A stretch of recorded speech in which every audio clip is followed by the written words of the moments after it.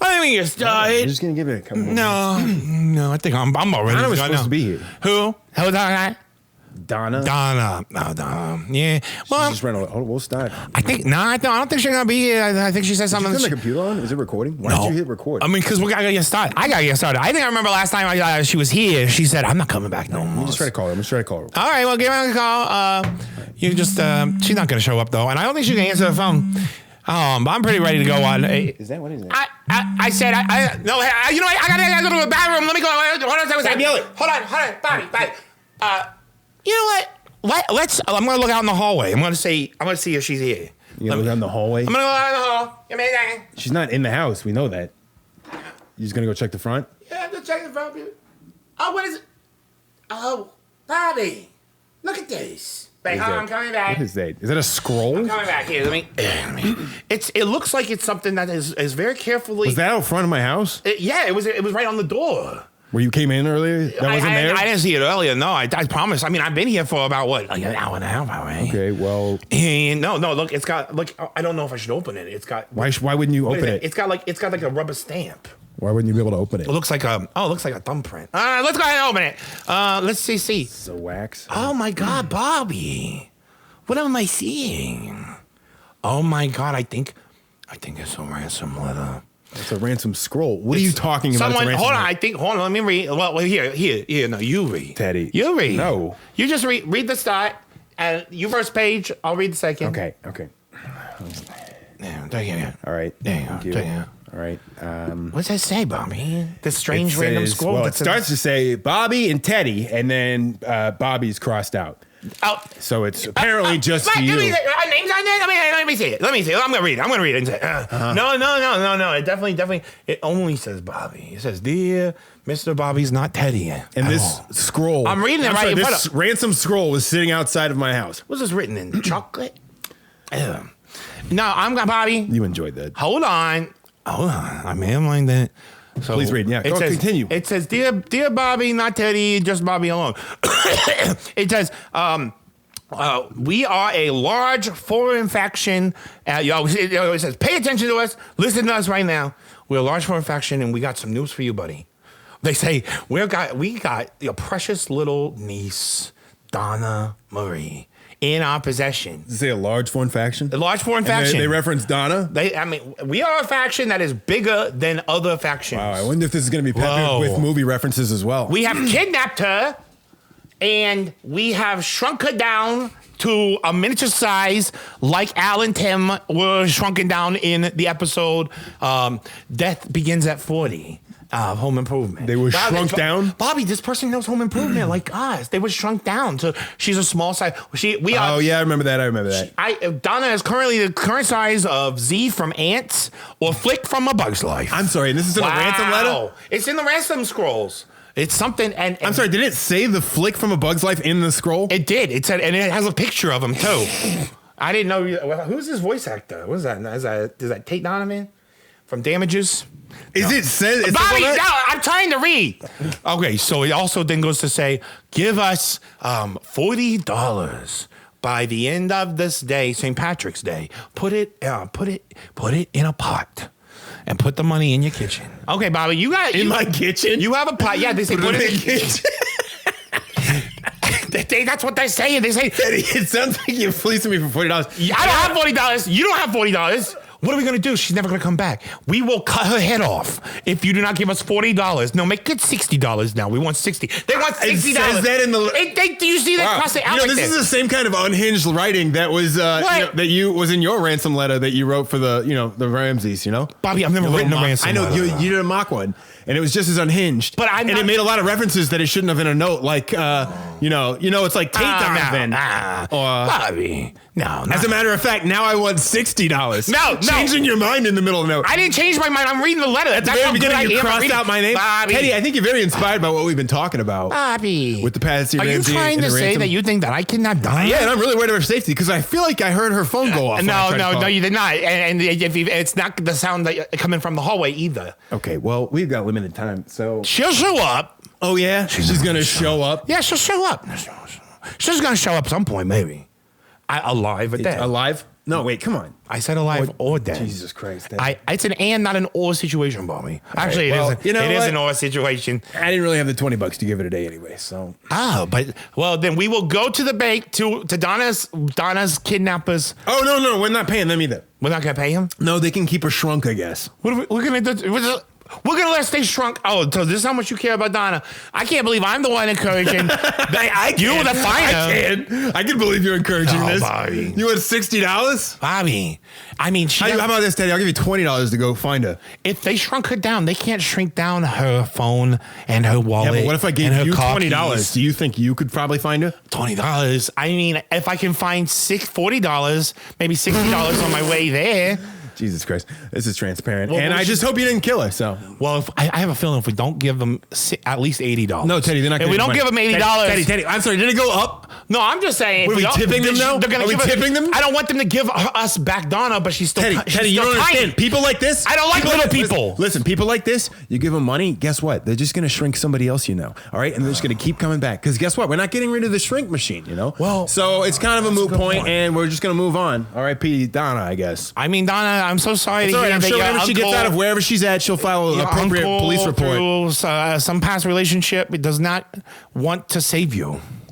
And I'm sorry that That's not true. I'm sorry that now I know how Patricia Ramsey felt, because here I am, the one reading the ransom letter, and yet suddenly I am the number one suspect, and I got to deal with the Boulder police. You're the Boulder police this time.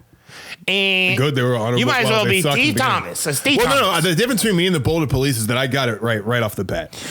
You wrote the note. No. Yeah, you wrote the note. No. You definitely did something to Donna. I want a polygraph. I know it. What? I know it's not scientific, but I want something. Can we start the episode, Bobby?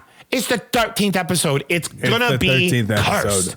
It's gonna be God. Donna's cursed this with no, because we got the luck of the Irish. Donna's so fucking stupid. She got kidnapped. It's St. Patty's Day. She probably got kidnapped by a leprechaun. Bobby's. Yeah, maybe that's what happened. I almost called you because I feel like the leprechaun would have said that in the note. All right. Oh my God! Look at this. Oh yeah. Okay. Postscript. P.S. I am a leprechaun. Is that just tree bark? Can you put that back outside? No. The tree. No. Tree doesn't want it. Jesus it was Christ. blocking some good tree holes. All right. Well, you know. I mean, not to say I didn't pull it off so I could have sex with a tree. All right. I'm not trying to say. I write this letter, Bobby. All right. Can we just get back to the episode? I'm trying. Episode 13. Episode 13. St. Patty's Day. Oh my God. The Irish. More like St. Patsy's Day. Oh, St. Patsy's Day. Fuck. See, you great title. Me, Mommy. That's right? No, guy. Depends on what happened to Donna. But hey, we got it is St. Patsy's Day. We're gonna probably do a jingle right here, but we're gonna do our fan mail segment. Fan mail.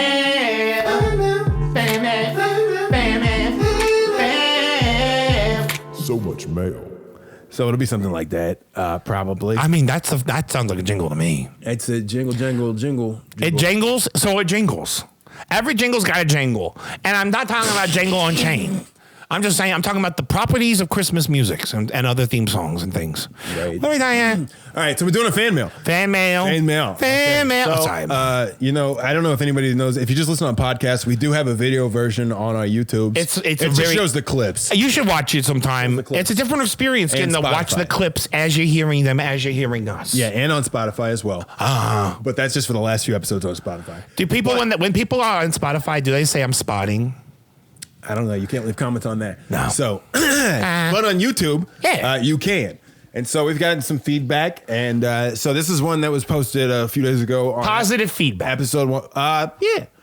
Well, this is from KCap895. Hey, K. He says, pretending you have sponsors is extra sad. It is extra sad. I agree. Yeah, it is. But we didn't pretend to have sponsors. Well, no. I don't think he's claiming that we have extra sponsors. I think he's just saying when people pretend...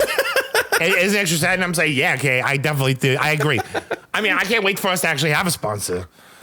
So, but we would never pretend. You think he's just offering up that opinion? I think so. I think he's looking for someone to talk to.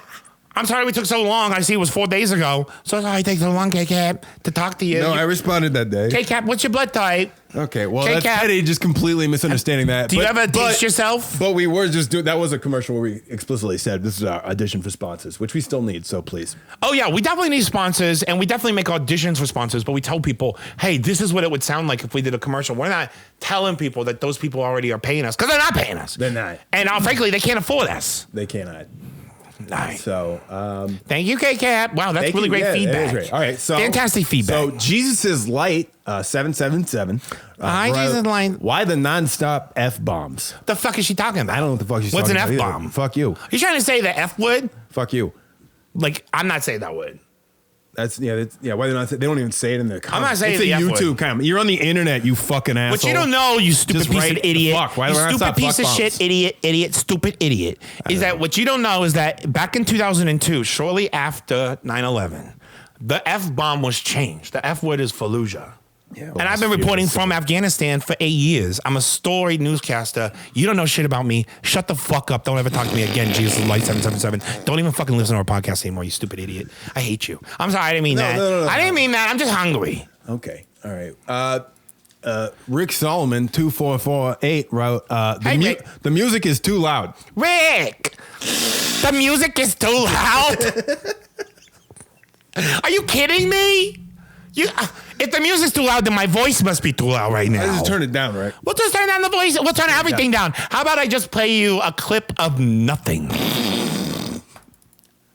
I think you could just turn the volume down, Rick. Okay. Hey, we also okay. All right, so we also got, this was on a Patsy Ramsey radio play. Yeah. It's a very controversial one. You can get it if you skipped it. It's fine. But this milk is really good. Red Raven Spirit, great fan of the show. Wrote bravo. Hand clapping emojis. This is phenomenal. Fuck you. Wait. Oh no, that's a compliment. Hey, thank you. Thank you. I appreciate that. That's really nice. What was the name? Raven Simone's? Red Raven Spirit. Red Raven American Spirit. Thank you so much. Bravo to me and Bobby. Thank you. We do deserve it. This is phenomenal. You're absolutely right. It's a phenomenon. This case is a comet, like Haley's comet, JonBenet's comet, and it circles the Earth every 30 years, every something like 25. I don't know. And the point of the matter is that we are like cicadas, and we are vibrating our anuses this year to poop out the truth. You gotta stop saying that. All right. What's the next name? And also on the radio play, good friend Rogers Powers. Rogers Powers commented. He said, "This is amazing." Crying face emoji. Thank you, Rogers. Thank you, Rogers. You're our best friend. I'm probably right when I say that. All right, so that's it for the good stuff. You're much better than Don. And then we got let's see, Lil Crut. Lil Crut. Lil Crut in the house. Lil Crut. What Lil Crut guy say? Lil Crut 7071.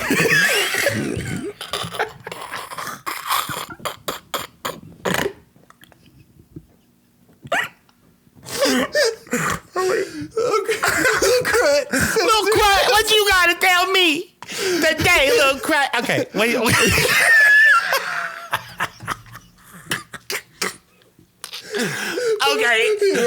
I tried, but I cannot follow this. Hey, that's all I care about. That's all that matters, Lil Crut, is that you gave me your best shot. Come back when you're a little bit older. I tried, but, and then all caps, I cannot follow this podcast. Oh, it's above some people's comprehension, Lil Crut. I mean, I'm not saying that you're dumb forever. I'm just saying right now you're not mine. That's okay. Thank you for trying. This is really good feedback, I gotta say. We're not done. Oh. Carol Robinson 1802 writes, foul language ruins this. No, well, she's a stupid fucking cunt. Yeah, so. Fuck you, Carol. I don't even like Carol. All right. Carol of the Hells. Good one. Yeah. And then finally, Bugittle writes, this podcast is a mess and you guys are crazy. Oh, well, thank you for actually really nice. Being the judge, jury, and execution at the time. I mean, people are allowed to have their opinions. And I mean, to be honest, this podcast is a mess. Yeah. And I don't remember the rest of what he said. Yeah. I remember what the rest he said. He said something else after that, but I'm gonna be honest, I'm definitely not a mess. I definitely I do have the cognitions where I can recognize when something is fucked up or is not right. And I definitely understand the case and the preponderance of evidence that I am not right. I'm fucked up. And I'm sorry, I found an older one too. Oh, okay. And this one is actually, I'm just so confused by this. And we actually get a couple of these sometimes on just videos where it sounds like I actually can't tell what side you're on or what you're really saying. But so David Williams wrote, amazes me big time. That amazes me big time. The huge majority believe the long ransom letter cover-up night by John and Patsy. With former Boulder detective Thomas, and CBS was sued and lost pushing the family cover-up night. By the way, whenever they're saying "and," they're writing "and." Okay. The family cover-up night. Where's the proof? Why don't anyone talk about why no dog was brought to track a scent? Why did cops mingle with family and friends for 6 hours, not knowing JB was laying dead behind a separate basement room door? And soon after arriving, a cop walks right by the separate basement room door and never tries to fully get it open. Forensics mixed and ruined. To me, it's very obvious Boulder clueless. The house was a crime scene. The house was a crime scene. HIGE. HIGE. Huge. And why they... the crime scene... Yeah, the house was a crime scene. Huge, and why they never solved this case. Though in respect to Boulder police, it is surely a well-planned frame crime where not even debatable this was not done by a complete stranger. All right, well, it sounds like fucking confusing. You know what I think this speaks to? I think this speaks to the fact that our podcast is thought-provoking.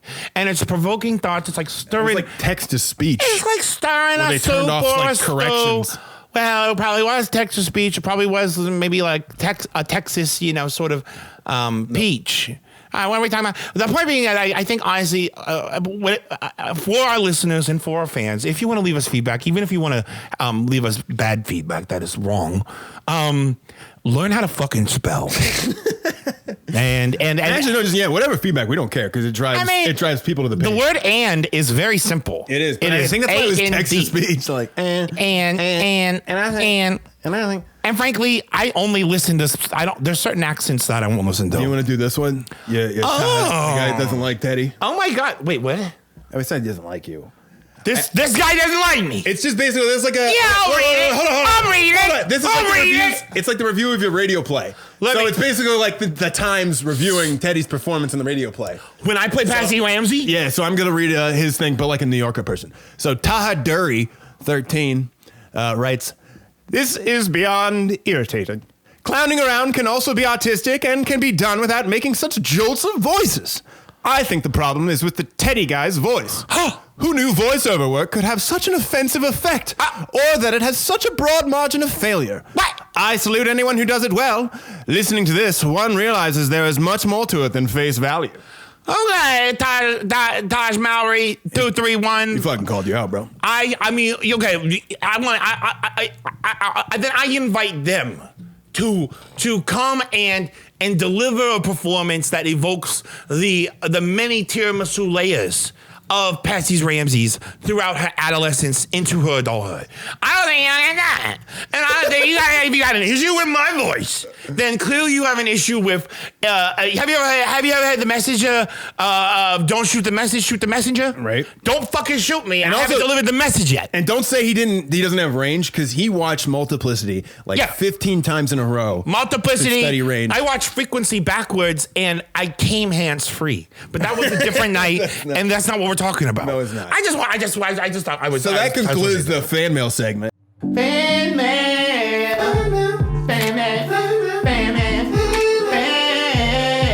So much mail. Wow, fan mail is really fantastic, everybody.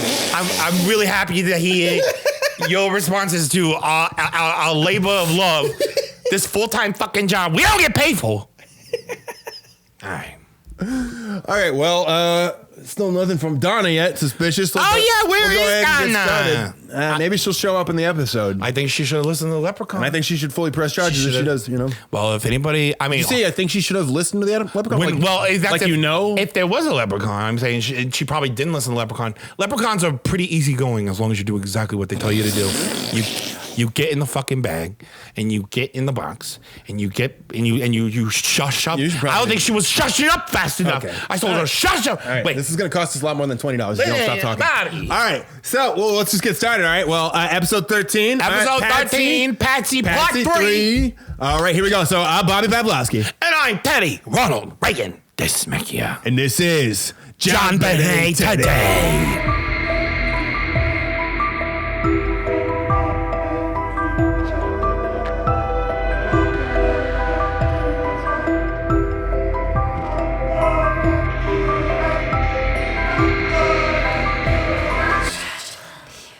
There is is a killer on the loose.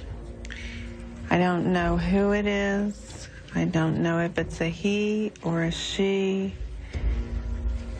But if I were a resident of Boulder, I will tell my friends to keep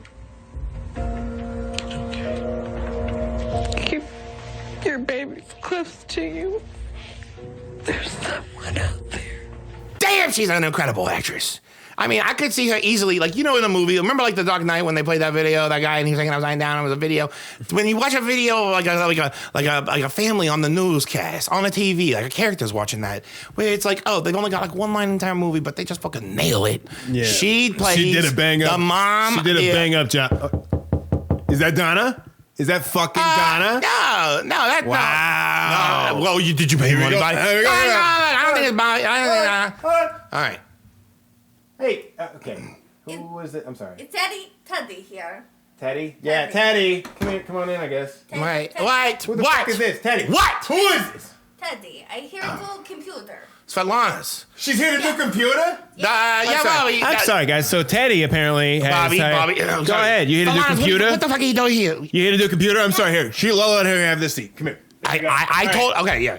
Everybody, Bobby, this is Svetlana. She's the new Donna's. Yes. Svetlana's is better than Donna's. An escort? She does charge. She does need a deposit, if you could provide that. If I could provide that. Yeah. It's $60. $60. Just like the leprechaun asked for. Go ahead, Bobby. Bobby's got it. Go ahead. What's going on? No, that's what's happening. Svetlana's, why don't you go ahead and wait in the buggy.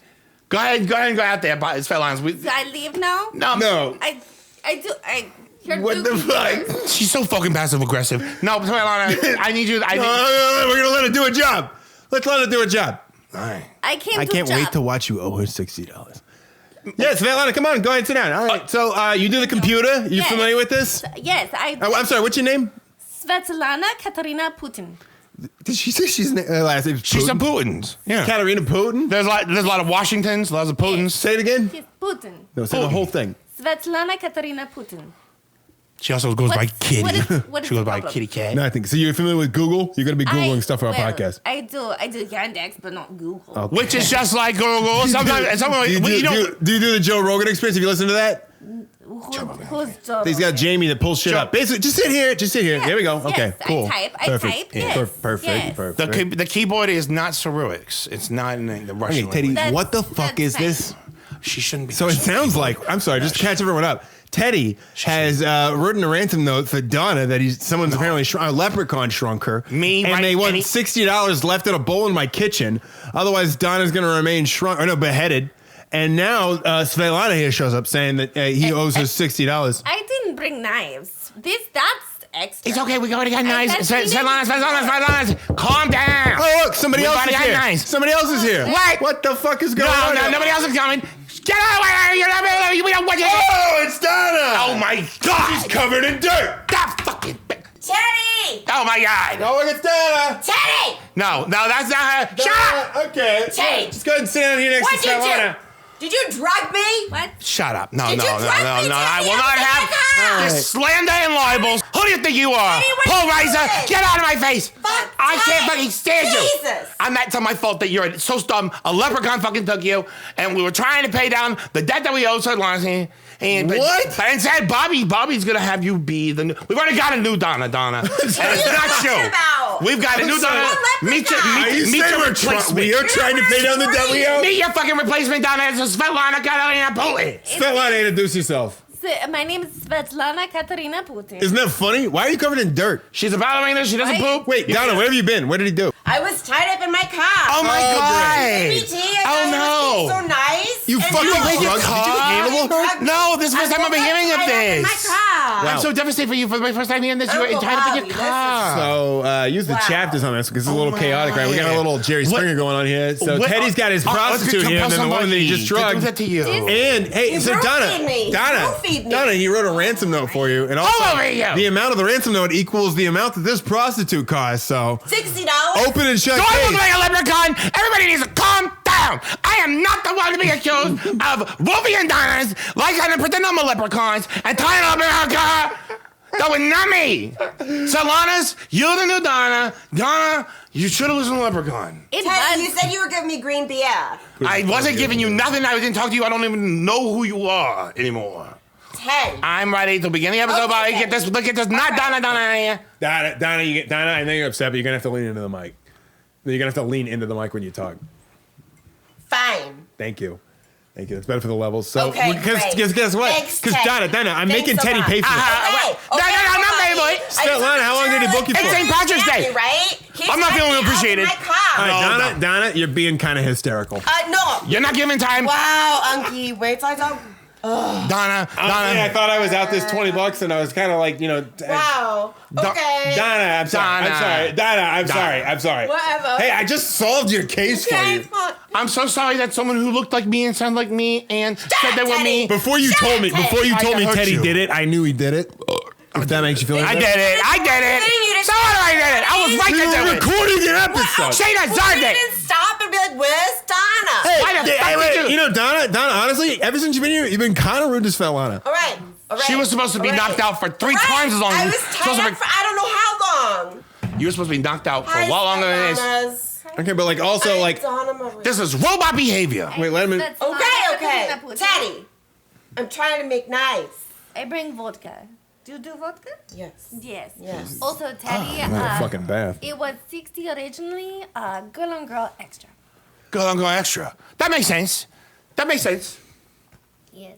Also, we do the check away now. Ah, Yes. Yeah, absolutely. I think that means 4. You don't want to do that. She's We- in 4 way. Yes. So you don't even have the money to pay for the. Let's She's go. gonna get it. It's gonna be Yes. fine. You're gonna be great. What do you need? I mean, You don't got to do anything with Donna. I don't leave without payment. Donna, you're This welcome to keyboard take a is horse bath. lovely. You're welcome to take a horse she's bath having in my difficulty kitchen. with the keyboard. She's gonna charge us more. I She's know. gonna charge you more, Bobby. I thought you were just in your trunk. Donna, unless you got Why is your $120, trunk- don't Why is she fucking so talk to dirty me. for just being in your trunk? I mean, so she doesn't get exposed to natural light that often. I'm asking Donna. Why is Donna like that? Oh, You tied me up and left me in my trunk.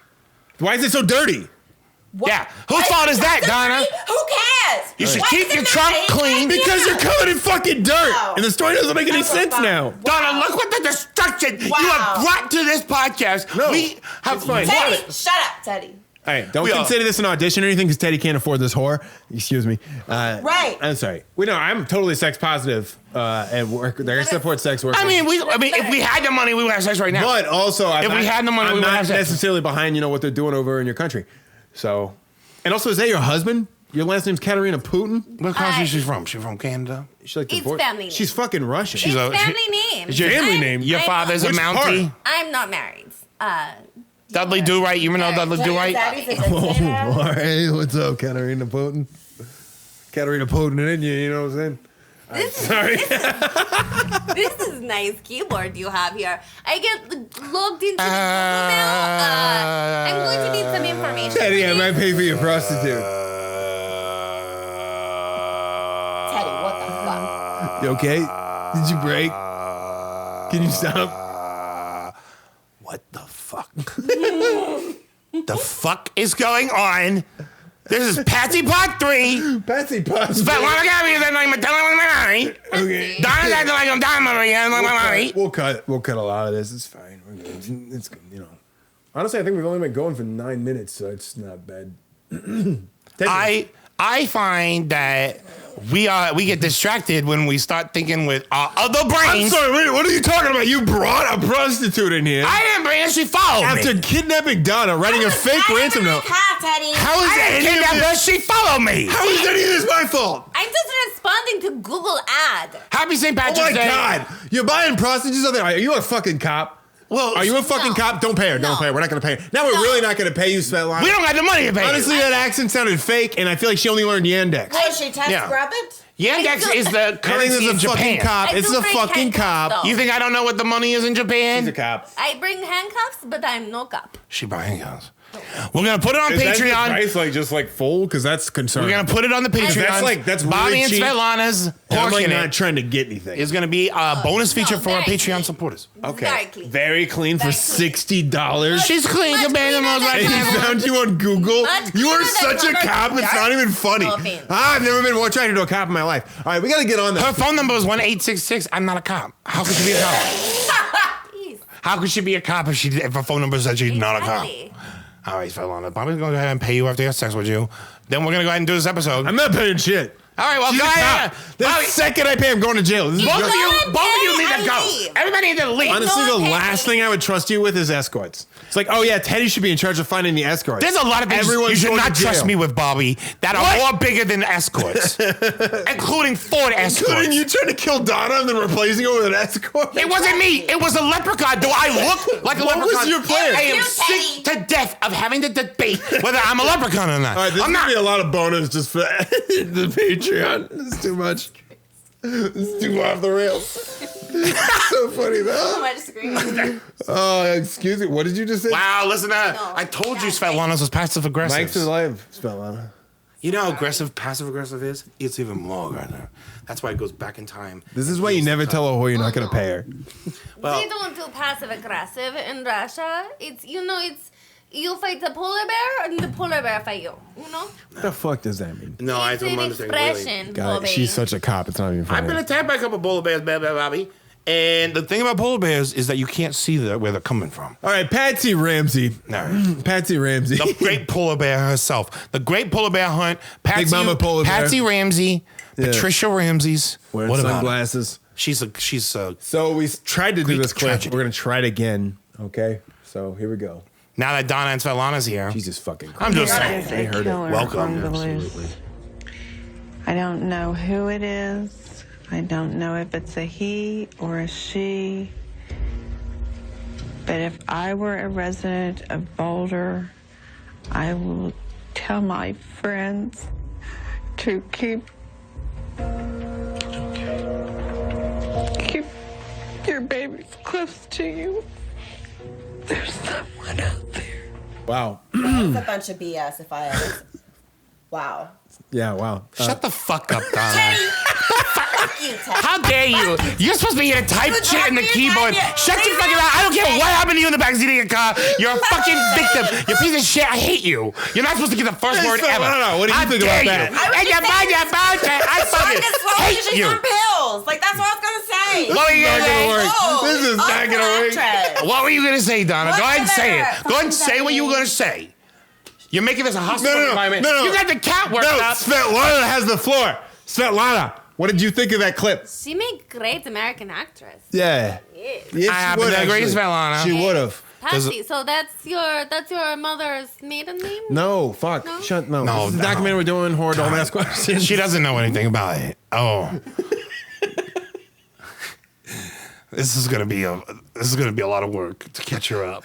We're on episode 13. Look, you're either, okay, let's watch episode 1 through 12. You're either a whore, we're in love, or you're a cop and I hate you. Okay? So, I don't know which one it's going to be, but we'll find out. Well, I'm no cop, so. I think honestly, we just need to pause and watch all 12 episodes. Catch Svetlana's up. Oh, no. Oh. No, you do I not have charge enough money for that. $5 per episode. And honestly, they'll probably arrest us for that. It'll be like false imprisonment or some shit. All right, let's. All right. Just of how passive aggressive you are, it could be considered. I forgot what the clip was about. It's been argued in court more than once that because of how Teddy is, it's been considered false imprisonment. No. Some people don't realize that I'm giving them the option, I guess, to leave. Because I don't talk about it. It's because you could turn your eyes black on command. Well, and I can also run. right. I can run faster. Can run faster in corners than I can going straight. Okay, so that clip at the beginning that we've already watched a couple times now. Patsy, she's That drunk. was from Patsy, January 1st, 1997. Just a few days after JonBenet's murder on the 26th. Right after her birthday. Patsy Ramsey's birthday was on, what was it again? December 29th? 30th or some shit. I don't know. Something like that. Who gives a fuck? I'm saying she just turned 40 years old, Bobby. Yeah, I don't do it. Yeah, she did. And after like, yeah. Oh, cool. I Yeah, get it. Bobby. I understand, Teddy. I think you do. Okay. Don't you fucking flash your eyes. Go right ahead. Keep going. Okay, so that was this January 1st, okay? New Year's Eve, not, that was on CNN, not with, Andy No. Richter. And it's January Andy 1st. Richter and Joe Cohen. Nope, Joan Collins. And it's January 1st. That was what it was. New Year's Day, they kissed under the mistletoe. And They did their What are you first talking about? interview. Who did? I'm talking about the interview, the Ramseys. Did they kiss under the mistletoe? Yeah, well, no, because that's the thing is, we're going to go back a few days, okay? So we did the ransom letter in the last episode where we very much covered the Patsy Ramsey wrote the ransom letter. Yeah. No matter what. Without a Did you doubt. follow that, Svetlana? Ransom letter, yeah. And you remember that? You remember that, Donna? Yeah. Does that fit you guys? Yeah. I Can you both sit remember. there? I wrote ransom letter one time. It was very fun. I don't know if we're talking about ransom letter, but anyway, Patsy Ramsey, the kid was killed. The kid died, the dead kid. And then there were a couple things that happened, and then January 1st happened. And that's when they had their first interview in front of the cameras. Yeah. The Ramseys did. But no, but that's the thing is, no. Right after, the day after, the 26th, you know? Yeah. That was the first day, okay? Then the 27th. The Ramseys were at the Steins' house, I believe, okay? I'll edit if that's not right. And At the Steins. No, and Linda Arndt went to go visit with the sergeant, okay? And they tried to conduct an interview with Ramsey. We've talked about this before. Yeah. But when they got there, it was like Ramsey, a couple lawyers, JonBenet's pediatrician, Dr. Booth. Dr. Booth, the Dr. beef man. Booth. That was JonBenét's pediatrician. Dr. Booth? You know Dr. Booth? Of course, everyone in Russia knows Dr. I was pretty sure I was saying it wrong as an insult. Bobby, she's No, a whore. She boofs all the time. Okay, I don't think that's the I thing. booth right now.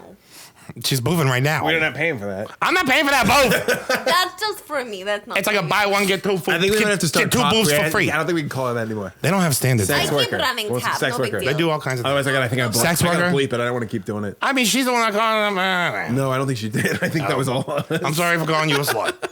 What? What? Nobody said that. I'm sorry, I never called you a I slut. don't want to keep bleeping. I'm sorry, I never stuff. called you a slut. All right, January. All right. No. 27th. Donna, Okay. you put up with this all the time? I can't. I just. Goodness. I have no choice. I mean, he's an asshole no matter what, even if I try. So. Her rate's a little He's higher. Just gonna like drug me and throw me in the car again. So. Just know. Yeah, There's nothing wrong with who I am. I'm sorry. You just. I'm not I'm drugging sorry. in no car. You just resigned to that's being okay. Fuck you, Teddy. How the fuck can you get roofied if you have a sunroof? Dates, Shut the fuck up.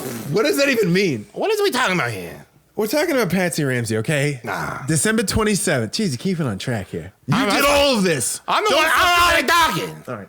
I'm being talked about. December 27th. They're over at the Steins' house. Linda Arndt and the sergeant try to go over and conduct a formal interview with John and Patsy Ramsey, okay? Yeah. They're greeted by John, the pediatrician, his two lawyers, and, you know, those whoever the house owners, whatever. Anywho, Patsy, they were told, was unavailable for an interview at all because she was indisposed because the doctor's like, I gave her Valium.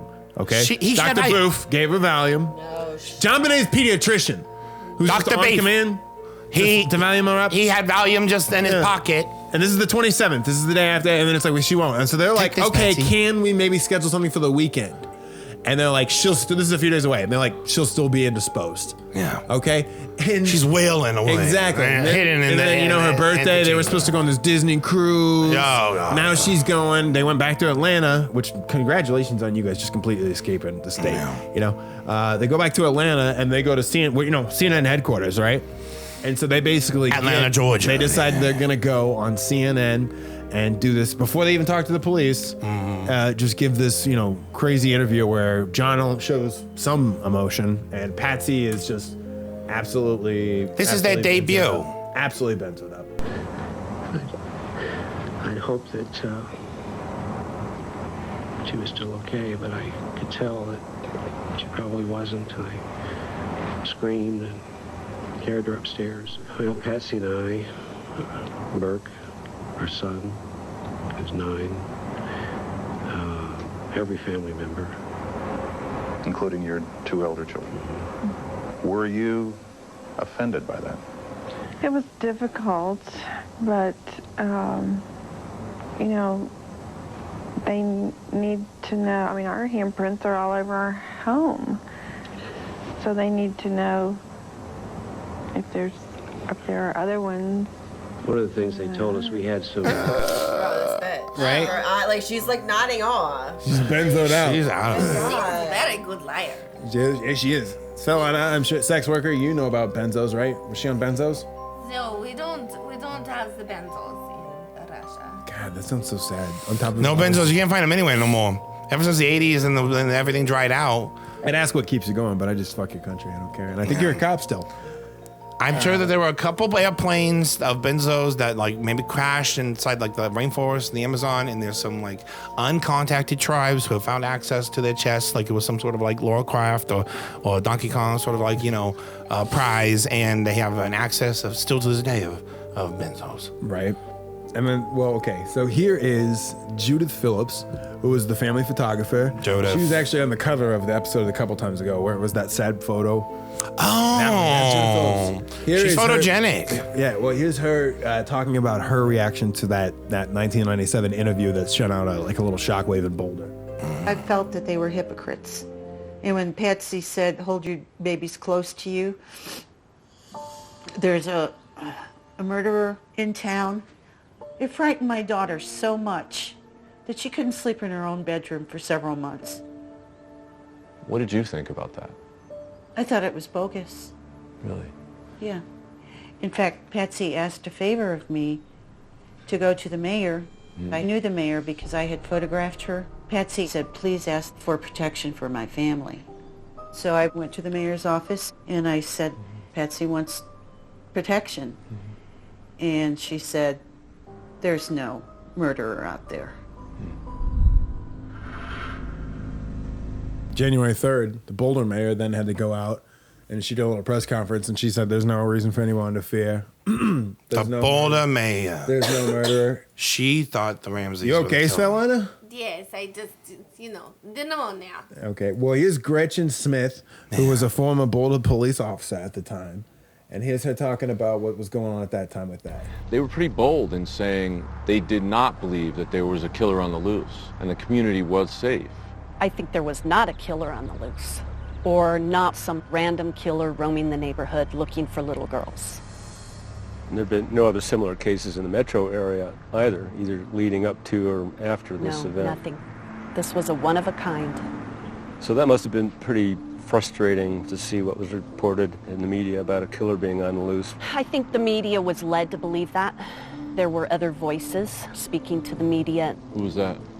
There was the DA's office, even though that may not have been the attitude of what was actually going on in the case. That was a former Boulder police officer, and it's basically just speaking to how, like, Patsy with that thing did kind of cultivate this, like, weird, air of fear there by being like, oh, there's somebody still on the loose. So much so that the police had to go out and be like, there isn't. No. Also, please come talk to us because you guys still. It's a shame how many people had to be further victimized because of the decisions and the tormenting impact of Patsy Ramsey on their lives. Right. Well, and it's also little girls afraid to sleep in their own room. It was a new thing in the media. Like this whole 24-hour news cycle was still like in its infancy right now. Yeah. So it was like very popular. It just was starting. Mm-hmm. And there were some channels that still weren't 24 hours. But sometimes on the news they was, like CNN.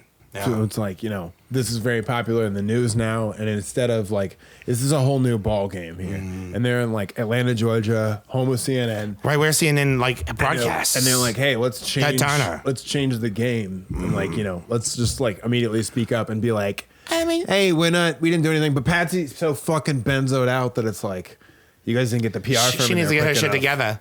If she wants to actually make this work, if we want to make, have a mutually beneficial parasitic relationship. Mutually beneficial. But it's like O.J. Simpson 2.0. It's like learning about how to create a scandal or cultivate and nourish a scandal and occupy your television airtime with things that are so sensational that they keep people addicted to watching your programming so that your stock value goes up and your investors are happy. You're right. You're exactly right. It is like OJ 2.0. And then I was thinking about sort of post-OJ. I mean, that context at the time is probably quite important in this particular case.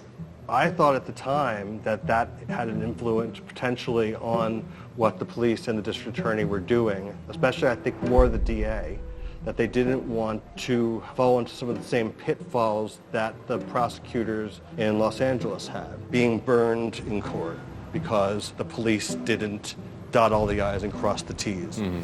Which it seems like the police, that's the fatal flaw. That is the original sin, is that they weren't able to dot all the I's and cross all the P's when on the day of. Cross all the P's. Cross all the T's, Bobby. Exactly, Svetlana. Bobby sometimes. T's and Teddy. Yeah, exactly. My name starts with Teddy. They weren't, yeah. My name starts with a T. Your name starts with a B.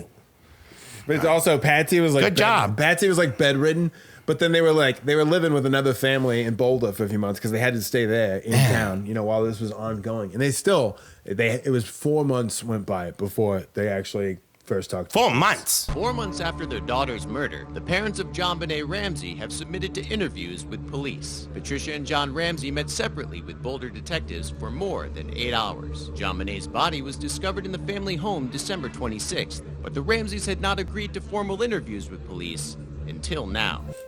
Till April 30th. Wow, must be nice. Yeah. It's not like And those are the ones- any questions, control the message when you want.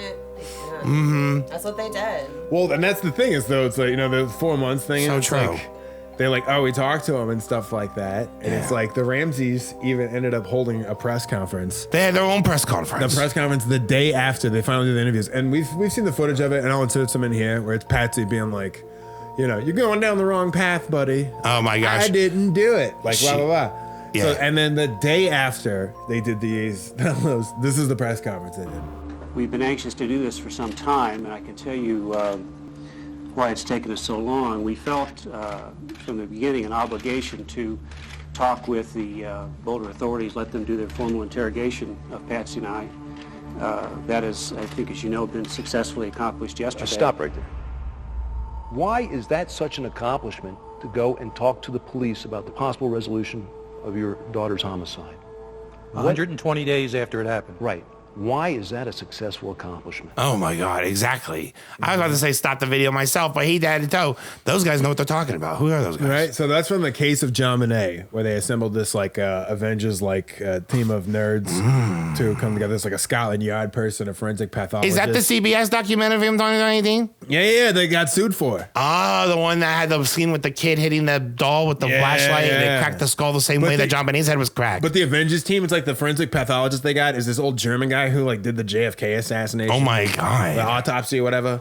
And then they got a guy that did the linguist stuff for the a Unabomber. Oh my God. Oklahoma City bomb. Some shit where that guy had his fingers in JFK's they all got head. credentials. It's impressive. Wow. And so it's like them. That's them analyzing the press conference. If anyone knows a head wound, it's the guy that did the autopsy for JFK. And then so here is our buddy Steve Thomas. Man. Who, let's get you reintroduced to Steve Thomas. Steve Thomas. Police Detective Steve Thomas left the case and left behind a condemning resignation letter. Thomas implied the Ramseys had intimidated the DA's office, saying, quote, attempts to gather evidence were met with refusals, and instead it was suggested that we ask for permission from the Ramseys before proceeding. Oh. So Steve was really unhappy with the way that things were going. It's just like what Donna was saying, where it's must be nice. They get to, deny or approve any request, like an invitation. Have the cake and eat it too. Right, and then a police officer tea party. And then even more to that, here's Steve on the fact that with the interrogations.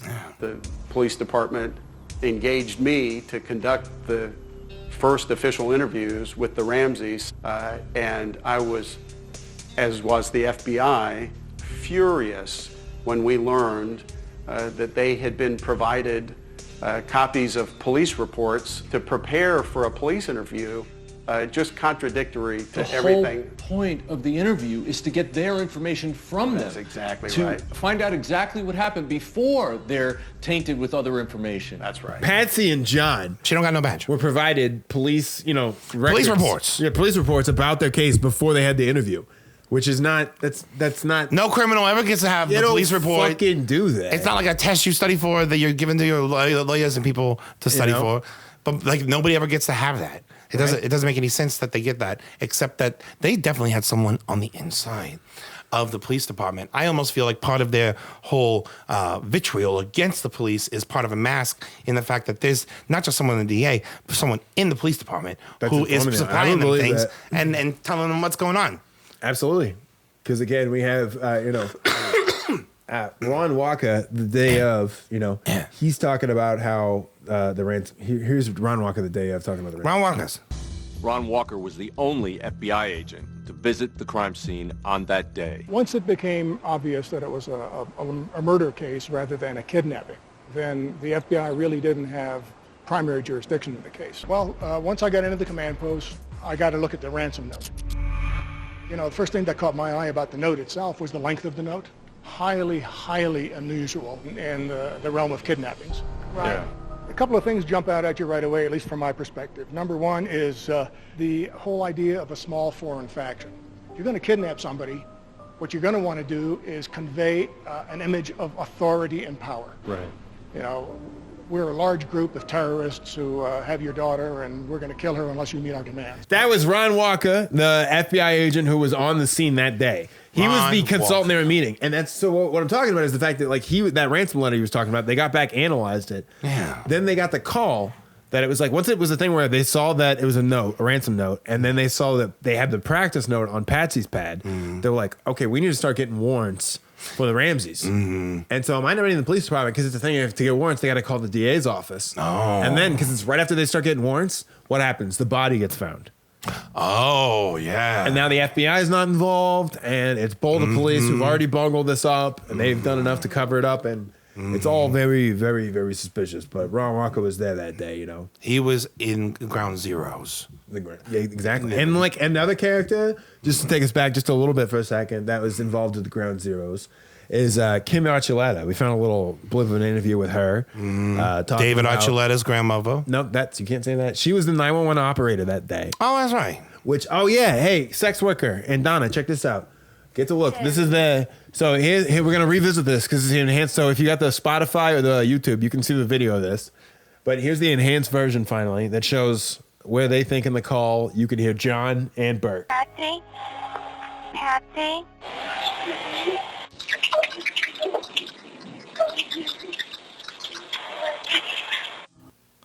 We're not speaking to you. It sounds kind of. What did you do? What did you find? Yeah, it said. Yeah, I can hear John Ramsey in that version. I didn't realize it was at the beginning. I would have been looking for it there, but it's "We're not speaking to you." The Patsy going, help me Jesus, help me Jesus. Oh, what did you do? Help me Jesus. What did you find? And then what did you find? Patsy?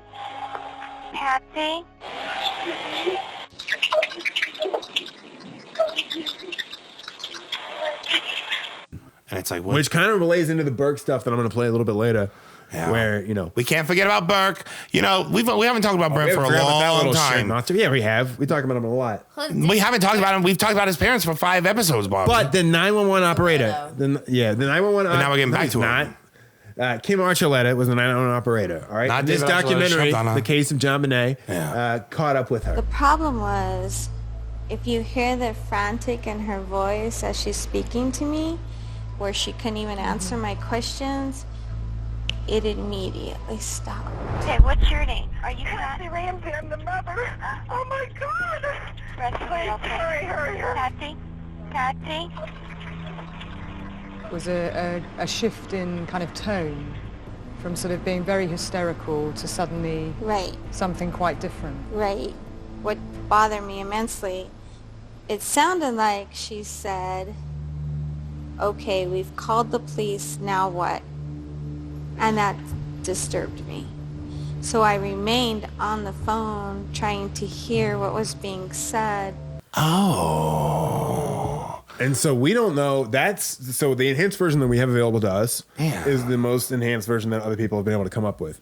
There was an enhanced version submitted to the grand jury testimony that has never been released. Never been released. We don't know. But the fact that she heard that doesn't exclude that it wasn't there. And it's an interesting note that it's like, this is the 911 operator. And if you watch the documentary, she talks about how no one's talked to her in 20 years and that somebody called her like a year in, basically saying that there was a gag order, not talking about it. And she didn't even know who it was, but she just followed it. She got a phone call and they said, you're not... No, she just got a mysterious phone call saying not to talk about it. And so she just believed it. No, and then no one ever interviewed her until this documentary in 2018. Almost over 20 years later was the first time she ever talked about this with anyone. She was ever been asked about this, not by the police, not by the DA, not by anybody of her peers. And yeah, they didn't ask her to testify she for the thought she grand was jury. under a gag order where she couldn't talk about it. And that's a nice segue because they didn't ask her to testify in the grand jury. So it's like, in 1998, it started where, Steve was getting a little restless and he's like, we need to form a grand jury. In June of '98, the core team of detectives, along with the FBI agents and the personnel from the DA's office, congregated in a small classroom because we had been suggesting we need a grand jury. People are slamming the doors in our face. We need subpoena power. We need to collect evidence. And I remember leaning against this cinder block wall as your former colleague, Bill Hagmeyer, He used to be my boss, yeah. said, and I think I'm quoting verbatim, Mr. District Attorney, no disrespect intended, but a little girl is moldering in the ground and something needs to be done. Are you going to call a grand jury? And I'll never forget Alex Hunter, the elected district attorney's response. I need to get with my people. This is a political decision. I leaned back after working this case for 2 years against that cinder block wall and thought to myself, I can't do this anymore. I won't do this anymore. The next day, the FBI agents who were so vital and integral to this investigation said, we can no longer be a part of this. Oh, Steve. He worked so hard for so long on that case, and he tried everything he could. And at the end of the day, Just to the find out DA said it's he's a little political. bitch. He's got to get with his people. It's a political issue. What See does which that way mean? the wind blows. What does that fucking? What does that fucking mean? It's not driven by the truth, by the search for an objective answer. No, it's like that's his response to a guy saying there's a little girl like smoldering in the ground. An FBI This thing is guy. saying no, it's a political issue. Yeah. Like Alex Hunter, get fucked. You and the listener just get fucked, bro. He's a fucking asshole and a piece of shit. And the FBI guys was like, okay, the FBI's out. Like, that's super fucking corrupt. And if not corrupt, it's fucking completely, like, you know, inhumane, unethical. Right. It's disgusting. It's like something Donna would, though. Right, but then they went ahead and they did the grand jury, you know, and that famous clip where it's like, you know, the DA came out and he fooled everybody. In October of 1999, the district attorney, upon the grand jury concluding, had a press conference, and I, as much of an insider as anybody on this case, was led to believe that the grand jury had disbanded without any further comment or vote. Knowing that all of the persons involved were sworn to a lifetime of grand jury secrecy, he folded those true bills up, in effect, put them in his pocket, gave that carefully worded press conference that fooled me and everybody else, and for 14 years, nobody had any idea until a grand juror stepped forward and disclosed, hey, we voted. We voted to indict. And again, so. This is crazy. Yeah, it's like, you got Netflix over in Russia? No. You know? It's more like crazy it's like than a true Netflix. crime doc, but you get to watch it with us. The peacock. It's crazy. What? We do the peacock? Peacock in Russia? That makes sense. It's a different thing. It's an actual Right. peacock thing. You guys get friends over there? It's like a puzzle app. It's not what you're thinking. It's not what you're thinking. It's not what you're thinking. It's the only app that's given me a splinter. Oh man. So, you know, there was the grand jury thing and then in this documentary they actually try to get a hold of Alex Hunter present day. I know. And there's a thing where he talks about how he can't talk about it because of the gag order. He said that the difficulty is that it's very hard to talk about this case without getting into grand jury information. And of course, he cannot discuss that. Under no circumstances will I or any of my advisors discuss grand jury proceedings today or ever, unless ordered by the court. Oh. I like that little loophole. Let's make that happen. He's just like, you know, he's just going for it. He's like, I'm just going to fully cover up this whole fucking thing. Yeah, well, that's the thing. And then everybody believed that for fucking years. Yeah. And then it turns out, you know, they voted to indict. The only person who could talk about it then said, I'm never going to talk That's about well this again. past our subject's purview, which I guess would now be a good time because we're going to do a break soon before we have a special thing planned for coming up next. But we should address that. We should do a corrections department. Yeah, it's time to make a quick correction. It's an important correction. We don't have time for all the corrections. I'm sure Donna has thousands of corrections. Don't you know it? I don't know. Actually, I don't know if you remember from the last episode, you said, I want anybody to count how many times she said something useful. She was pretty useful, like more than once. Well, she was. Thank you, Uncle. Yeah, welcome. Finally. And you're welcome as well, too, from me. Teddy. Because I encouraged you. I inspired you. You're lucky she doesn't press charges. She needs some pressure. For her to grow, she needs pressure. The hole you dig yourself in. Nah. You kidnap her, and then you write a ransom note hoping to get just enough money to cover the prostitute. Like, you don't even try to get more. Bobby, don't you think if I was trying to do that, I would have $60 and Donna wouldn't be here right now? Is there money or no? I can leave. Don't wait it out. How long has he got you for? Undisclosed. What the fuck does that mean? Like, you can't tell me? What is this, attorney-client privilege? Whatever, whore. All right. She didn't mean that. He didn't mean that. Bobby didn't mean that. Bobby didn't mean that. No. I did mean it. I did mean it. And never mind. You're not going to talk to me. Like, I thought we had something. But whatever. I'm over it now, honestly. Bobby's heart is broken. The girl, like, whatever. All right. And I know. That's what I said. So the grand jury, all right? This dog is eating my ear. Sorry, I bring dog. Yeah. So the correction, okay? It's eating my ear. We kept saying a couple times, and I'll insert the clips here, that the grand jury information came out in 2008.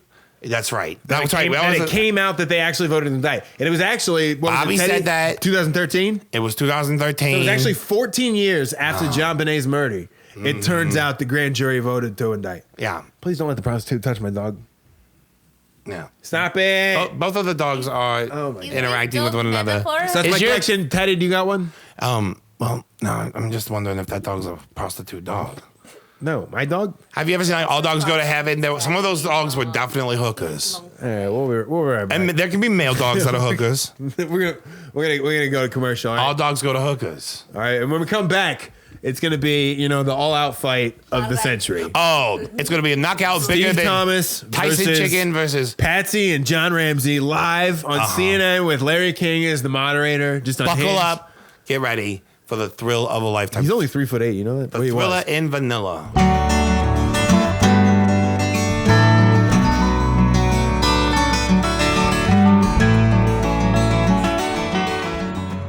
It's the big event of the century, okay? Oh, in 2000, the Ramseys in an unprecedented event. For the first time ever. For the first time ever, in the midst of a book tour. A global worldwide phenomenon. Fresh off their win at the grand jury.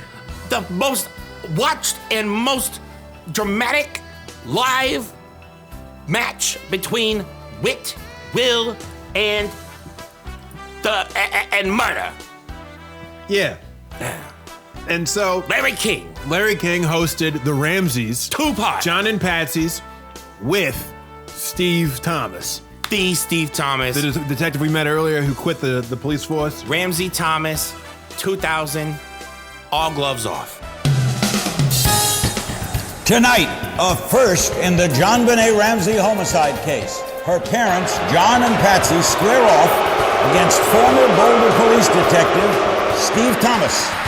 He believes that Patsy killed her daughter on Christmas night, 1996. It's exclusive. It's next on Larry King Live. Steve Thomas, for the first time in history, they were having the police officer that was the lead investigator on their case on live television against the Ramseys. It was the first of its kind for any news channel because, it was at an area where television was still new and there were still many new things to do. And you could never do this ever again. No one would ever agree to it. But this was a time where they were live. The answers to questions were live. They were answering and they were arguing with each other. And they were ready. All parties had a thirst for blood. Patsy wasn't going to be all benzoed out this time. She's been on Barbara Walters now, which we've shown. And now it's, now she's ready to go. You should her good. They have been guests before on this program, never together. They are together tonight. They are Steve Thomas, the former Boulder police detective, author of JonBenet, Inside the Ramsey Murder Investigation, and John and Patsy Ramsey, the parents of the late JonBenet Ramsey. Their daughter, as we said, killed Christmas night 1996, and they're the authors of The Death of Innocence. Both of these books have been on the bestseller list, and this case has taken over this country and other parts of the world as well since its inception. Wow. What, did you guys see that? She did the nine. She didn't she was staring straight ahead. Patsy, did you look that? What did you think? She looked. Yeah, she did. She likes zombie. I mean, she's... you heard it first. The constipated zombie, Patsy Ramsey, live in the Larry King studio against Steve Thomas. Steve Thomas, he didn't even look up at the camera. He was too busy writing notes because he's a professional. And I don't even know if she honestly was happy to be there, but she does talk about it. Let's go back a bit. You have not been together since when? When was the last time? April 3, 1997. When you were still on the case? Right. Did you question them at that time? Okay. You both remember that? Absolutely. Okay. And you were taken off the case? I resigned from the Boulder Police Department in the summer of 1998. Because of this case? Absolutely. And you resigned because? Because I felt that Patsy is involved in this death, in this tragedy, and I felt it had become such a debacle and was going nowhere. Out of frustration, I left the case in police. Pow! Ding, ding, ding, ding. Big pow. Bang, bang, bang. Big pow. Fucking knockout nearly. Jesus. And then Larry King hits him questions about, the polygrapher, because they refused to go with the FBI polygrapher. Oh, yeah. And they wanted to go with their own in a weird way. We eliminated that possibility by insisting they be independent. We went to the best polygrapher in the country, had the results quality controlled by the person who invented the polygraph system. And he was going to release those results no matter what, right? Absolutely. That was a given understanding, that it would be made public no matter what he found. The condition we agreed to. Steve, did that appeal to you? Well, it certainly didn't satisfy the Boulder Police Department. They are putting little stock in this polygraph, and quite frankly, it took Patsy, if I'm not mistaken, and I don't think I am, 3 tries to pass a polygraph. We had an inconclusive test, a second test that showed distortion, and finally, a third test with another examiner. She passed truthfully. Was that examiner respected? Certainly nobody's testing or challenging the credentials of the examiner, but again, it's not the government authorities who want to conduct that polygraph. Oh, wow. Hey, he's so effortless. Patsy and polygraph both start with P. They do. But polygraphs are non-scientific. Non-scientific means that it's not scientific. Just like you're non-scientific. They can't be used in court. What's the point? I know, and they don't really bring it up again after this interview too. The fact that they went through a polygraph. But she didn't always pass polygraphs. Well, that's the thing is he had the inside info, so they probably weren't gonna be able to use that excuse anymore. Wow. So here's John on why they decided to go on this show. Caused irreparable harm to my family. He has called my wife a murderer. He has called me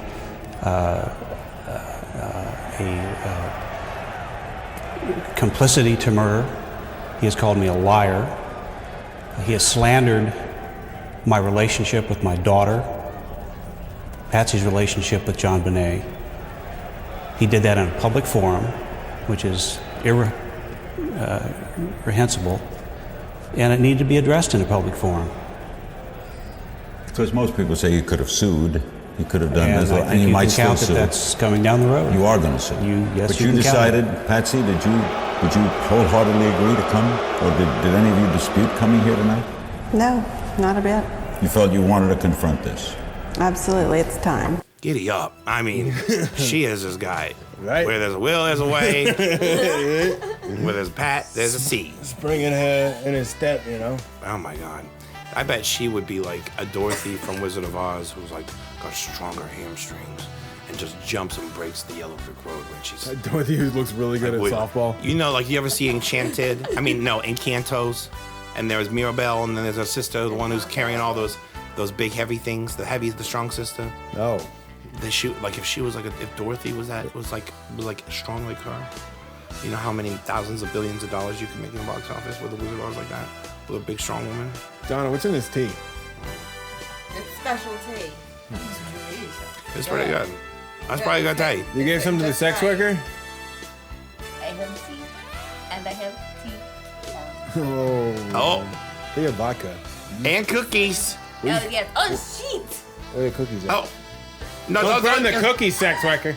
I love her, I didn't guys. hear the sign. I think I'm going to propose tonight. Yeah, I think you should. And I totally support you. I hope I get to be at the wedding. Thank you. I totally support that idea. Donna, that don't require you busting until you can lean into Yeah, Donna, who do you lean think into you are? the goddamn microphone. You're It's not your 5 feet business. away. Donna. You're 5 feet away. No, Donna. Suddenly she finds her voice telling me to fuck off. Go fuck yourself. Nobody likes you. I can't believe that you found your way out of your trunk. Because again, she's either a cop or Let's just keep going. Is it difficult for you to sit in Steve's presence? It's not pleasant. This man has harmed us deeply. He's failed in his responsibilities as a police officer. He's failed us. He's failed JonBenet. He's failed the community of Boulder. It's not pleasant. No. Steve, well, how do you let's talk about failure. Let's talk about parents who I feel have failed their daughter, who, after this became a homicide, Of course they cooperated when it was a kidnapping, but after it became a homicide, Patsy, you waited 4 months before you came in and talked to the Boulder Police Department and answered questions. Oh, shit. Patsy! Fucking. She took that right on the fucking chin. Boom! Hey, Patsy. Let's talk about failing his He is parents. locked and loaded. We weren't, but let's do it now, you know? I mean, there's a lot of this in this special. It was just monumental because it really should be highlighted just as like Oh my a God, moment in yeah. time that's like unprecedented. Like, oh my God, it's the just potential like murderers facing the cop facing in the case off. with Larry King as their referee. But it was a lot of just over talking. What day did you come to the Boulder Police Department? Let's deal with facts. Let's cut to the chase here. You waited until April 30th let's of really 1997. cut to the Mr. chase. Ramsey, found in my Does that basement and make resisted me the a police. murderer? No, not at all. Do we want to get into evidence? I want you to get into your Let's theory. talk. Let me Talk evidence. Let me hear your theory. Let me get a break, and since we don't have anybody arrested in this, we don't have a trial, we're sort of taking you into evidence here. I feel like it's law and order. Your evidence will be presented to the Ramseys. They can respond, and we'll do it right after this. Oh man! Law and Order. I love how excited Larry King is. He's just so adorable. You got tied up. You go back in time. This is just like that show I fall asleep to every night. Oh, what's that? Law and Order. Law and Order. Him. That's what I think he's excited about. Where he's like, oh, it's like Law and Order. Mm. He's got the cop and Lauren Ambrose. And you know, speaking of like Law and Order, I feel like Patsy did really kind of use it as like a performance thing because there's a lot of simulators to exactly. the crime of Miss Jean Brodie's speech. She's so dramatic. She's playing like the aggrieved mother. Right. And she's playing the aggrieved mother, and she's just unable to, like she can barely persevere, but she's so strong, and she's giving some dramatic, like, not opposite. She's giving some kind of dramatic moment, like it's like, her grand finale, like, or you know what I mean, Norma Ray kind of shit. Yeah, everything she does is performative. It's performative. My theory is quite simple. Whoever authored the ransom note killed a child, absent some great conspiracy that they think this intruder came into the house. Would you agree that whoever authored the ransom note probably killed the child? I would agree 100%. I would agree with that. Okay, now, your contention is she wrote the note. I do. What do you base that on? I do. I base that on question document examiners.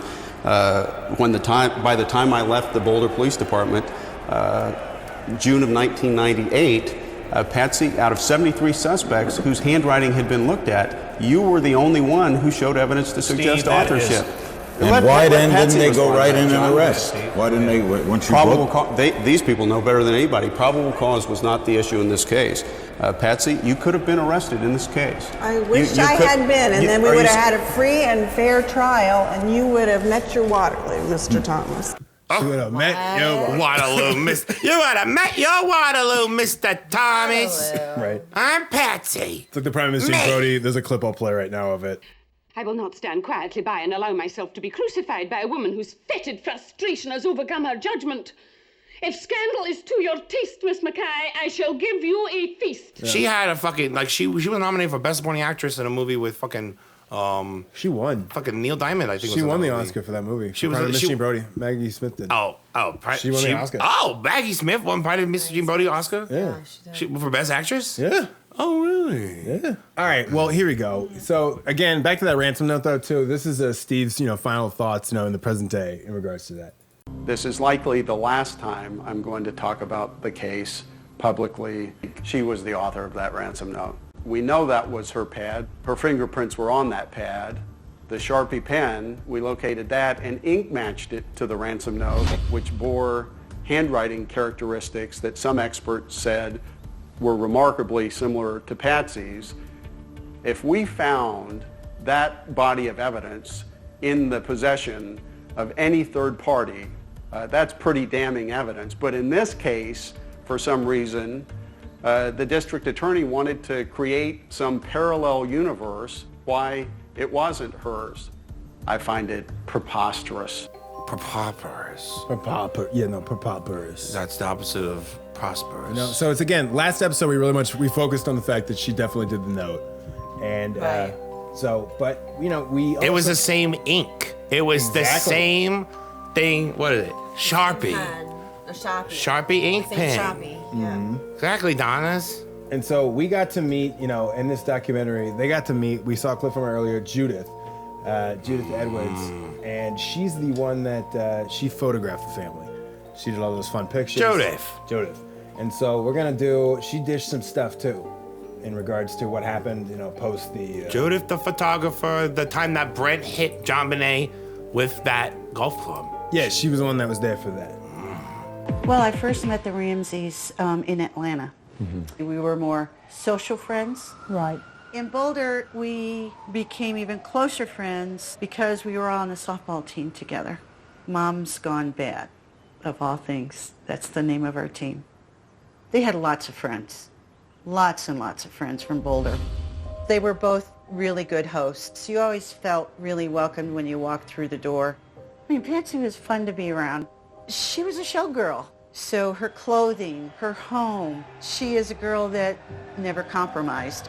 Patsy was a consummate homemaker, a party thrower. I remember one particular Christmas party. That's the first time JonBenet came down with a beautiful dress and bleach blonde hair. I was shocked.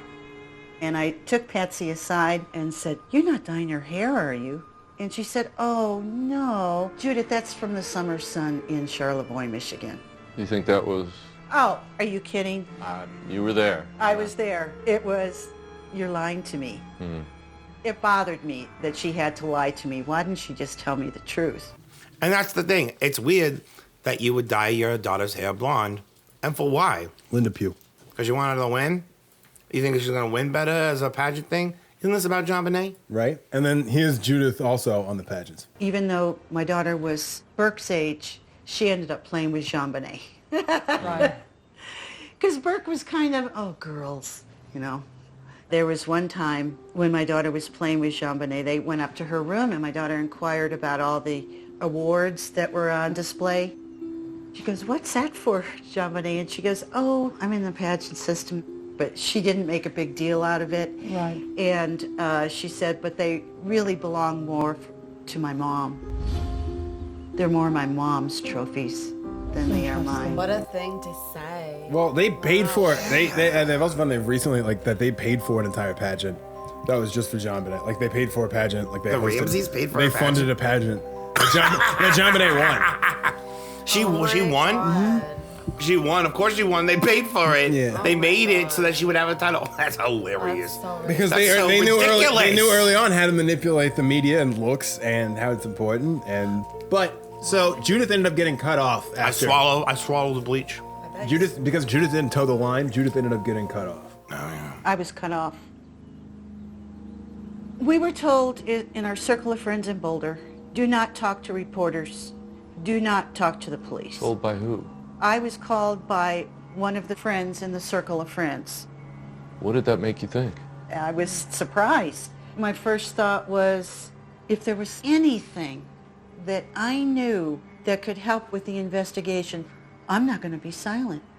I felt a duty to the memory of JonBenet. I loved her very much.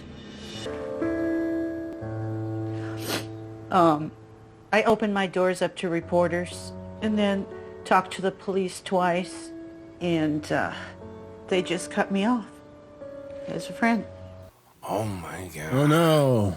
That's so sad and tragic. They're not your friend anymore. Her emotion is more than I've ever seen from Patsy Ramsey. Well, there's some people that are actually good people out there. You can tell. But she knew JonBenet, and it's like she's like the mother that grieved JonBenet. Patsy never really truly grieved. Patsy conspired. She saw an opportunity. Right. Book sales. Oh, man, I thought you were talking about tuna for a second. I really wanted some tuna. Opportunity. Yeah, oh, my gosh. I thought I'm talking about tuna again. She does also... That's still time tuna. She does make an interesting assumption, though, when it comes to Burke, though. When Burke was born, he was the apple of his parents' eyes. He could do no wrong. He got the full treatment of gifts and clothes and trips and you name it.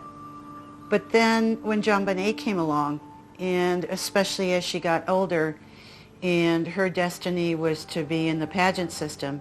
My name is JonBenet Ramsey, and I'm 5.5. That attention that Burke had switched from him to JonBenet. Oh. So she's kind of asserting maybe there was something, Yeah. Because Burke, he's got some sour grapes. He does, and they do have, some interesting footage of, his interviews. Are you going to school? No, because I'm trying to stay away from the press. My friend said that after school, there's all these media people waiting there going, hello, did you see Burke in class today? No, I did not. I think he was absent. Oh, thanks. They go, So do you feel like you're pretty safe? yeah, Yeah? Do you ever worry about it? not really. No? I'm just playing my Nintendo. Yeah?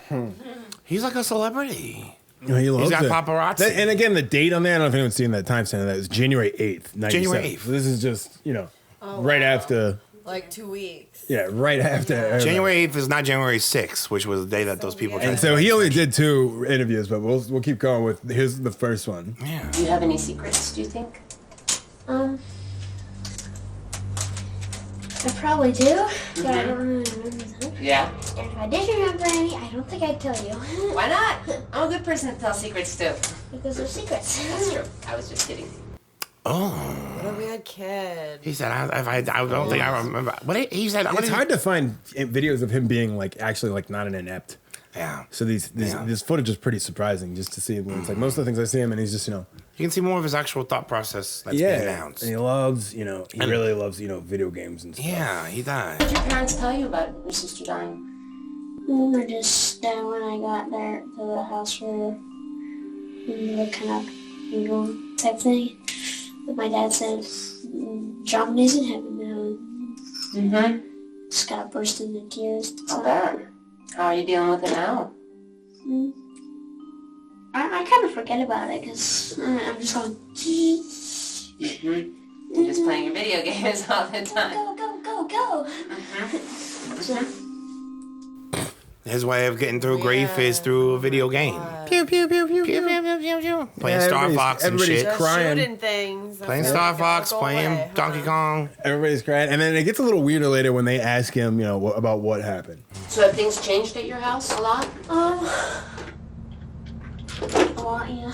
Yeah, what's changed? Well, the police have it blocked off and stuff. Well, what about for you and your parents? Okay.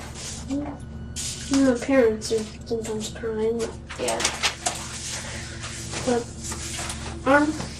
I'm basically just going on with my life. Mm-hmm. So what do you think happened?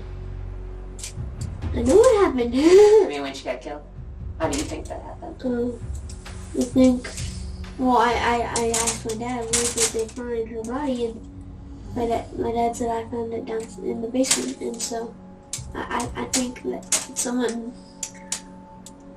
took her very quietly and tiptoed down the basement, and then maybe took a knife out, and something like that. Mm-hmm. Do you think that's how she died? Or maybe a hammer in the head, maybe. Oh. And this kid's rubbing a game of Guess Who and on before, his head. Yeah, I was gonna say, before he says it, he's almost mimicking hitting himself in the head with the Guess Who. And then also, I don't know the way if you they noticed clatter the little figurines. right? It's a plastic. It's different than a different game board. But when they talks about his dad, what he told, where he was like a thing where he said, well, it's almost weird that he inserts. I knew he was like, well, because I asked my dad where they found her, I knew that she was in the basement, and it's right before he's about to suppose his theory. He stops himself. Oh. About hey, be careful about why you know she was in the basement. Kind of thing, possibly where. Yeah. And so he added that in there, which is just extra weird for a kid to do. And then those details. Then when he's talking about what do you think would have happened? Well, he had to play a game of don't say mag light and other stuff. So he says hammer or knife. That doesn't make sense because knife was stabbing. And he's like, well, then hammer to hit. It's like the pineapple. Don't say pineapple. Don't say hammer. Don't say if you bring up the fact that she's in the basement. Someone's like, why do you know that? Because your dad told you when I asked him where she was found. And it's in his O.J. Simpson's if I did it kind of thing, where he's telling them what do you think happens to her? Right. He mentions that someone took it out of the basement and they tiptoed, and that makes me think back to the fact that there were still Christmas presents that hadn't been opened. That were probably gonna be opened in Lake Shellwater. Yep. That were going that one of them had been ripped open. Exactly. And that was back in the same room with that the JonBenét's body flashlights. was later found. Yep, they snuck down with the flashlights. Burke just hits her for opening his. She opens his present, he hits her in the head, and they tiptoed downstairs. Yeah, I think there's some truth to it, absolutely. And then later up, that scene was dressed up by the And then maybe parents. he was just told you didn't do that. And it's if he didn't do it, or maybe he did, or whatever. But that was, most of his first interview. And then by the time they get to talk to him, an 11-and-a-half-year-old Burke. Oh my God. He's kind of just a little shit now. And you went to dinner a long, painful process for you. Up to now. How's that? And for your mom and dad? Probably. Why do you think you're here? You want to find out who killed my sister? Did you hear mom and dad talking? I sure mom like going psycho.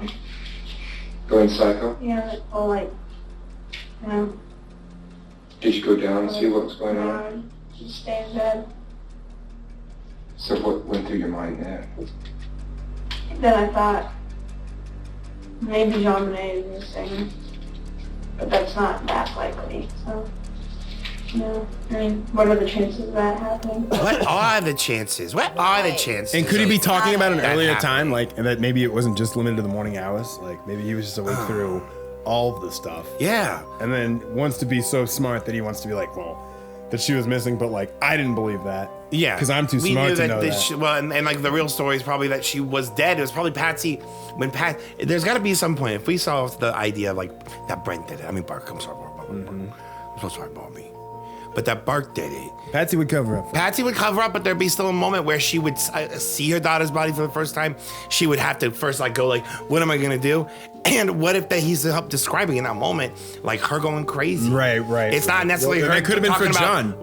We always think about it like, oh, she started shouting when she saw the ransom letter, but she really would start shouting if it was during a cover up. That she would start shouting when she first saw her daughter's body was dead. That's what I'm saying. After an accident. That's from what I'm Burke. saying. Like, I know that's what heard he's her saying. I mean, say that's that. what Burke sounds. It sounds like Burke's saying too, because he's Right. talking about tiptoeing down there. He was But down in the Patsy, basement with so her. Patsy's she's been quoted as always saying that she'd do anything for her kids. Yeah, and she kind of would. thing. And Oh, like, they've seen this in the doc where it's like she said before where it's like if Burke was dead, she doesn't know what she'd do. Then moving on here, we're into the odds now, and then the Ramseys run a failed little political campaign. The Ramseys ran for president or something. Yeah, I'll put a caption up. No, he ran in Michigan, but I'll put a little screenshot up here of his. He didn't his win. campsite web. No, he did not. No. And that was the Larry King clip we'd featured earlier, where they were taking questions about the JonBenet Ramsey Foundation. Moving on, and then it was just kind of like a quiet life for the Ramseys, and then until I think it was like 2004ish, Patsy's cancer returned. No. And they started to do. And Bobby, actually, you know, I wonder, do you think they were even living together? Who knows? I almost get the feeling, and I've never considered that possibility until recently.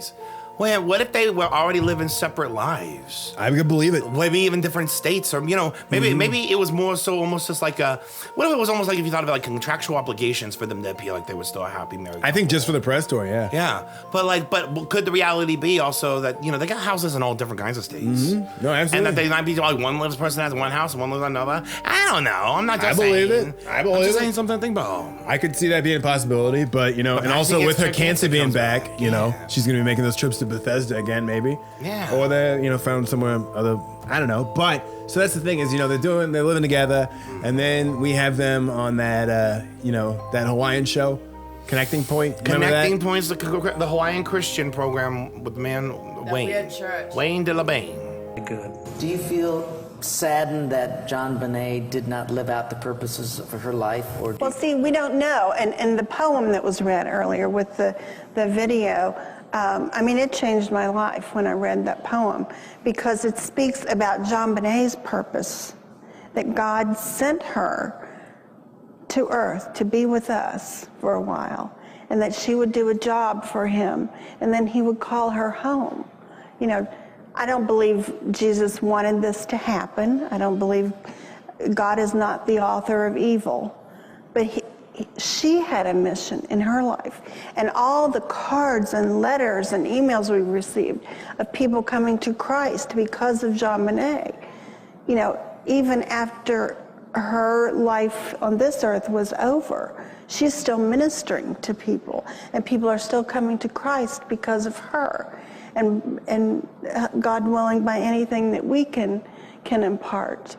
And so that's her legacy. And I had a letter from a lady in Canada that said, she may have affected many more people for the kingdom in her short 6 years than many of us try to strive for in a lifetime. So we can only believe that God, of course, has a purpose for all of us. And that was, he had a purpose for her life. Oh, wow. Yeah, that was really a long-winded way of saying, she died for a reason. There's still a bright side to this. Yeah. Us masking and hiding the fact, the actual circumstances of our daughter's death because we didn't want to feel the social. It happened for a reason. It brought John closer to God. Like she said, she's still preaching to people. I'm like, she brought John into God. Which makes isn't sense. real, but whatever. And also, like, poor Patsy, like, you can tell she's going through it. Like, her eyebrows. She looks are really crooked. fucked up. They're drawn on crooked. Here we go. Let me ask each of you this question separately, and almost as if you couldn't hear what I was going to say to her, and vice versa. I never listened to to It's you. like the Miss America pageant. You never listened to her anyway. No, All right. That won't be a problem. Some little banter. So, shortly after that, Teddy, that would be the final interview together. So we started it with the first one. That would be the final one because Patsy would die. Patsy passed away. Shortly after that. She died after that interview. Yeah. John looked pretty healthy. He did look healthy. Yeah. He did look healthy, and he was pretty excited about, building that boat and stuff, or building a house. He was Building a remodeling house in Arizona. What are you doing now? Well, I'm starting a real estate conglomerate. I'm actually remodeling a house.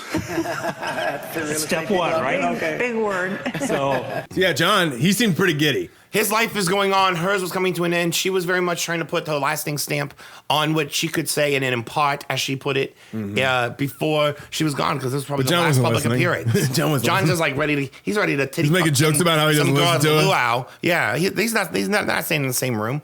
He's like, her smells like cancer. So, Patsy died, all right? And we got a little introspective, retrospective, in memoriam. Just a little thing for Patsy. We love you, Patsy. Possibly maybe what she saw on the way out. It's like a Vanilla Sky thing for her. St. Patsy's Day. St. Patsy's Day. Thank you, Svetlana, Katerina, Putin.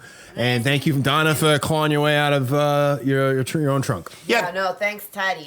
You're welcome, Donna, for caring about you and reading the letter. Maybe you should have worn green. So. Happy St. Patsy's Day, everybody. Donna, good for you for having an immune system. Man. Whoop-de-doo. Made you wake up in half the time. Okay, we're going to skip the outro. I'm just going to play us out because it's going to be a nice emotional piece here. So, everybody have a great night. We love you, everybody. Patsy Ramsey, we love you. Hello, I'm Patsy Ramsey. Daddy's not here, but this is JonBenet. She's 4, Burke is 7, and we'd like to welcome you to our home. I dream. My dreams are so vivid that I feel like I've spent the whole night with her. Patricia and Paul, Miss West Virginia. I'm a junior at West Virginia University. We are all sinners in God's sight. I mean, I don't know how you can't even. How do you say no any more clearly than no? I can't imagine what I would do without John to lean on. But we have other children. They need us now more than ever. So we have to be strong for them. I have a faith that comes from only one source. God knows who killed JonBenet Ramsey. Steve Thomas does not know, Patsy Ramsey does not know, and John Ramsey does not know. God knows, and the truth is going to prevail. You think that JonBenet is in a better place? I would have liked to think that my arms were the best place for JonBenet to be. But she's in a place where I hope to be one day. I know I'll be there. I never listened to you. It's like the Miss America pageant. You never listened to her anyway. No. All right.